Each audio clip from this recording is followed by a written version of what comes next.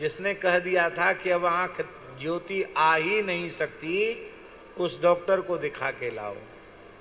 तो डॉक्टर देखते ही चिल्ला पड़ा, अरे इसको क्यों लाए हो, इसकी आंख तो अब ज्योति आएगी नहीं। बोले इसको पढ़वा के देख लो, सब पढ़ती है ये। उसको आश्चर्य हुआ डॉक्टर को। जर्मन का डॉक्टर था, वो बड़ा डॉक्टर था। उस डॉक्टर ने कहा कि ये कैसे हो गया, आश्चर्य है, क्या खिलाया, कौन सी दवाई दिया। बोले कोई दवाई नहीं दिया, हमारे गुरुजी ने अनुष्ठान बताया, उसके प्रभाव से ये हुआ। ने जूते उतार दिए उस डॉक्टर ने, और दूर से धरती पर लौटकर साष्टांग प्रणाम किया। कोई भी स्तोत्र, कोई भी जप, कोई भी अनुष्ठान पूर्ण फलदायी है। यदि उसको उसकी मर्यादा में किया जाए तो पूर्ण फलदायी है। एक क्षत्रिय परिवार के सज्जन, उन पर कोई पता नहीं कौन सा प्रकोप हुआ, दैवी प्रकोप या कोई भौतिक संकट आया उनके ऊपर, कि उनकी नेत्र ज्योति जाने लगी। एक आंख पहले बिल्कुल उसकी ज्योति चली गई, दूसरी भी बिल्कुल जाने के कगार पर थी। दक्षिण में शंकर नेत्रालय है, चेन्नई में है, आंख का बहुत बड़ा हॉस्पिटल है। वहां भी गए, लेकिन उन्होंने कहा कि हम बचा नहीं सकते। उनके लोग आए, परिवार के लोग, पूज्य गुरुदेव भक्तमाली जी के पास। बोले महाराज ये नौकरी करते हैं, नौकरी छूट जाएगी, और छोटे छोटे बच्चे हैं और कोई साधन नहीं है, ये नेत्रहीन हो जाएंगे तो बच्चों का क्या होगा। तो महाराज अब डॉक्टरों ने तो, जो सबसे बड़े आंख के डॉक्टर थे, उन्होंने हाथ खड़े कर दिए, अब आप आशीर्वाद दीजिए ये ठीक हो जाए। तो हमारे महाराज जी ने कहा कि पंडित जी आप धर्मसंघ वाले गुरुजी के यहाँ पढ़ने जाते हैं, गुरुजी को बता देना, उनसे कोई अनुष्ठान पूछ लेना। ठीक है। हम गुरुजी के यहाँ पढ़ने जाते थे, तो हमने पूज्य धर्मसंघ वाले गुरुजी से पूछा, नाम आप सब उनका जानते होंगे, नहीं जानते? वृंदावन में ऐसे अद्भुत महापुरुष थे जो कम से कम 12-13 घंटे रोज पढ़ाते थे। और धर्म सम्राट पूज्यपाद स्वामी श्री करपात्री जी महाराज कहते थे, कलिकाल में विशुद्ध ब्राह्मण का दर्शन करना हो तो पंडित श्री राजवंशी द्विवेदी जी का दर्शन करना चाहिए। हमको 12-13 वर्ष तक उनके चरणों में बैठकर पढ़ने का अवसर मिला। सनातन धर्म का कोई ऐसा ग्रंथ नहीं था, न्याय व्याकरण वेदांत पूर्व मीमांसा उत्तर मीमांसा, जिस ग्रंथ को वो बिना देखे न पढ़ा सके। रात्रि को 2 बजे गुरुजी जग जाते थे, 24 घंटे में एक समय आहार लेते थे, रात्रि को केवल दुग्ध लेते थे। पूरे जीवन 1100 गायत्री का जप किया उन्होंने। त्रिकाल संध्या, बहुत पवित्र आत्मा थी। तो हम गुरुजी के पास गए, उनके गुरुजी ऐसी ऐसी समस्या है।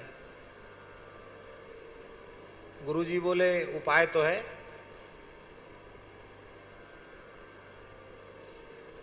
लेकिन वह तब होगा जब आप करोगे, क्योंकि तुम्हारे ऊपर हमें विश्वास है, तुम करोगे तो हो जाएगा। ठीक है गुरुजी, वैसे तो कोई सकाम अनुष्ठान हम करते नहीं, आपकी आज्ञा कर देंगे। तो गुरुजी ने विधि बताई, 41 दिन का अनुष्ठान करना है।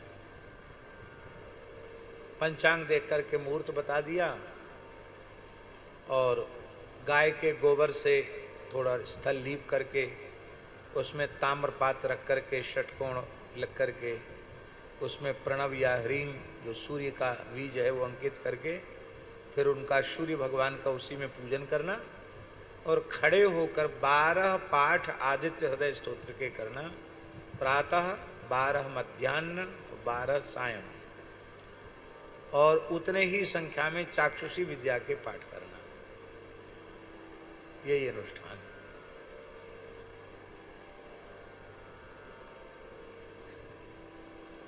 तो हमने किया। आप आश्चर्य मानेंगे कि जिस आंख में बिल्कुल ज्योति चली गई थी, उस आंख में भी नृत्य ज्योति आ गई, जिसको डॉक्टर कहते थे भाग नहीं सकती है, और जो बिल्कुल नष्ट होने के कगार पर थी, फुली आ गई थी, वो अपने आप धीरे धीरे ठीक हो गई। अभी भी वह व्यक्ति स्वस्थ और प्रसन्न चित्त विराजमान है अपने परिवार में। अब तो रिटायर्ड हो गए, लेकिन अभी हैं।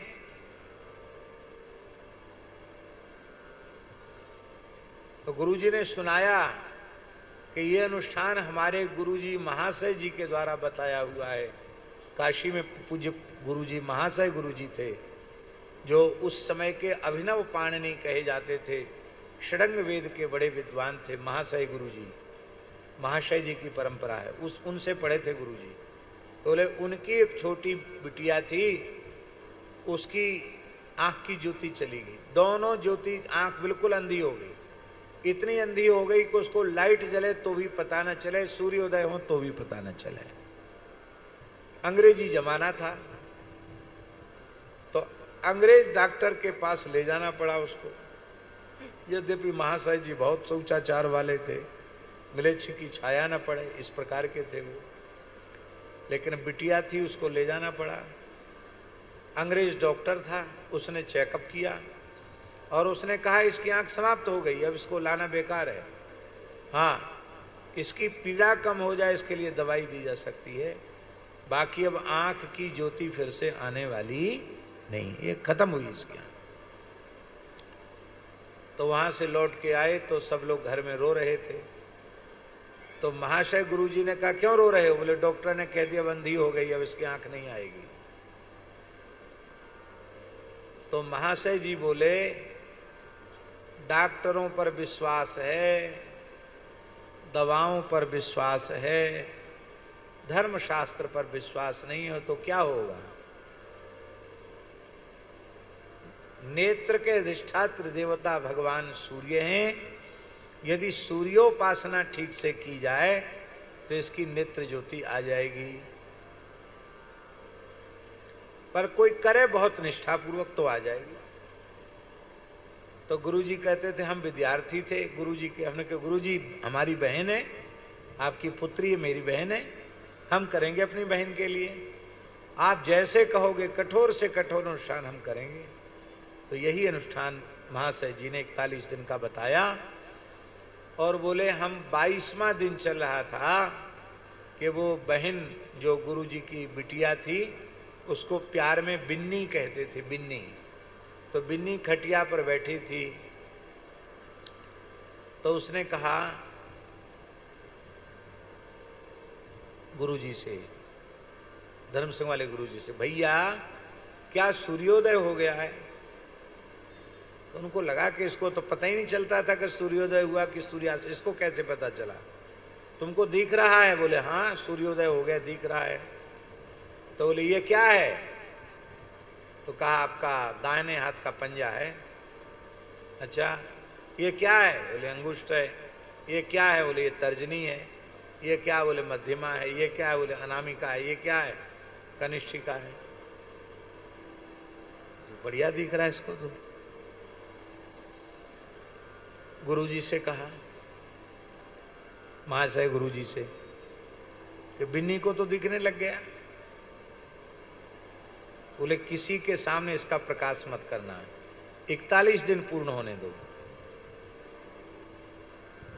और 41 दिन जब अनुष्ठान पूरा हुआ, बोले अब उस डॉक्टर को दिखा के लाओ जिसने कह दिया था कि अब आंख ज्योति आ ही नहीं सकती, उस डॉक्टर को दिखा के लाओ। तो डॉक्टर देखते ही चिल्ला पड़ा, अरे इसको क्यों लाए हो, इसकी आंख तो अब ज्योति आएगी नहीं। बोले इसको पढ़वा के देख लो, सब पढ़ती है ये। उसको आश्चर्य हुआ डॉक्टर को जर्मन का डॉक्टर था, वो बड़ा डॉक्टर था। उस डॉक्टर ने कहा कि ये कैसे हो गया, आश्चर्य है, क्या खिलाया, कौन सी दवाई दिया? बोले कोई दवाई नहीं दिया, हमारे गुरुजी ने अनुष्ठान बताया, उसके प्रभाव से ये हुआ। तो उसने कहा कि दंडोत प्रणाम महाराज जी। बोले गुरुजी को का दर्शन हम कर सकते हैं क्या?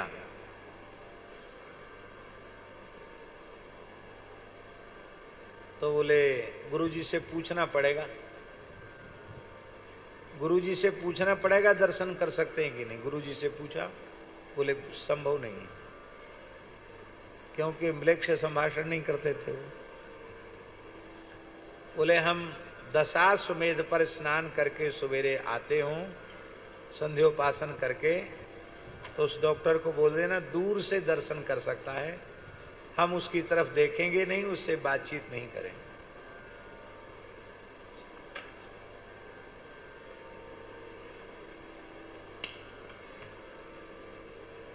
हम उससे बातचीत नहीं करेंगे। तो गुरुजी कहते थे, धर्म संघ वाले गुरुजी, की ठंडियों का समय था और वो जर्मनी डॉक्टर गुरुजी स्नान संध्योपासन करके आए, भोर में कोहरा पड़ रहा था और वो आया, उसने जैसे ही महाशय जी को आते हुए देखा तो अपना हेड उतार दिया, अपने जूते उतार दिए उस डॉक्टर ने, और दूर से धरती पर लौटकर साष्टांग प्रणाम किया और गुरुजी उसकी तरफ बिना देखे आगे बढ़ गए। कहते ये दृश्य हमने अपनी आंखों से देखा।